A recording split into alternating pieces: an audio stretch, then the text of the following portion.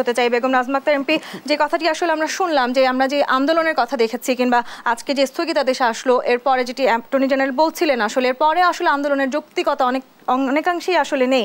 এরপরে আমরা দেখলাম পুরো ঢাকা শহর আজকে স্থবির হয়ে পড়েছিল এবং যথেষ্ট বেগ পেতে হয়েছে সাধারণ মানুষকে চলাচলে। সেই সাথে শুরুতে যেটি বলছিলাম আসলে যে উন্নয়নের ধারা নিয়ে আমরা এগিয়ে যাচ্ছি, যে এলিভেটেড এক্সপ্রেসওয়ে থেকে শুরু করে মেট্রো রেল এবং যেই ধরনের আসলে আমরা উন্নয়নের কথা বলছিলাম অবকাঠামোগত সব কিছু আজকে কার্যত স্থবির হয়েছিল। তার মানে কি আসলে আমরা উন্নয়ন করেও সেটিকে কার্যকর রাখতে পারছি না? আপনাকে ধন্যবাদ এবং আমার সহ আলোচক যারা আছেন সবাইকে শুভেচ্ছা জানাচ্ছি। আমরা প্রথমে অ্যাটর্নি জেনারেলের কথা শুনলাম, উনি রাষ্ট্রের অ্যাটর্নি জেনারেল, উনি ওনার বক্তব্য ক্লিয়ার করেছেন।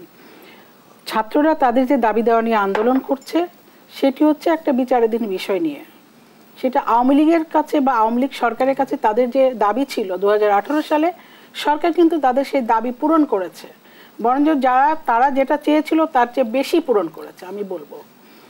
তো সেই ক্ষেত্রে তো আমাদের ওই সময় আমাদের নারীদেরকে উপেক্ষিত করা হয়েছে, জেলা কোটা, ক্ষুদ্র নৃগোষ্ঠী, তারপরে আপনার যারা ডিজেবল তাদের সবাইকে ওই সময় উপেক্ষা করা হয়ে একতরফা একটা প্রজ্ঞাপন করে শুধুমাত্র ছাত্রদেরকেই খুশি করা হয়েছে।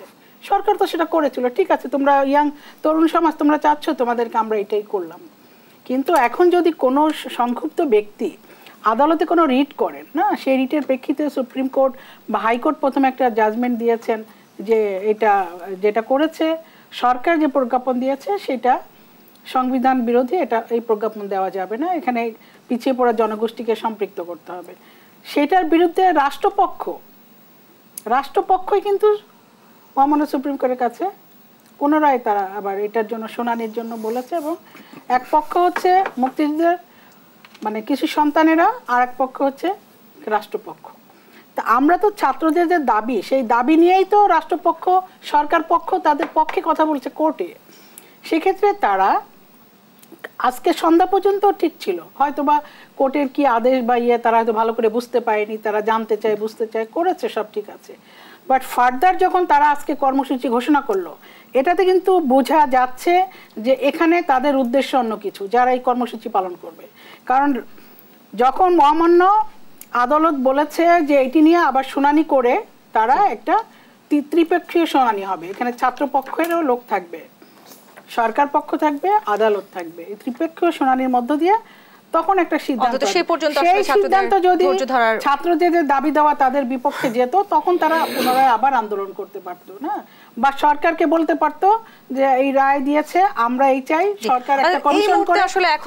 এখন যেটা করছে বাংলাদেশে মানে ইন্টারমিডিয়েট পরীক্ষা চলছে, তাই না, মানুষের দুর্ভোগ, রোগীদের দুর্ভোগ, নারীদেরকে পদে পদে অপমান করা হচ্ছে, তারা হেঁটে যাবে কিভাবে, একটা অসুস্থ রোগীকেও তারা বিশ্বাস করছে না, গাড়ি থেকে নামিয়ে দিচ্ছে, হেঁটে যেতে বাধ্য করছে। এই ধরনের আন্দোলন থেকে আমরা বেরিয়ে আসতে চাই। একটা নারী, একজন সম্মানীয় মানুষ যখন রাস্তাতে হাঁটে, তাকে যখন ছেলেরা ঘিরে ধরে ভুয়া বলে স্লোগান দেয়, এই ছেলেরা কখনো প্রকৃত স্টুডেন্ট হতে পারে না।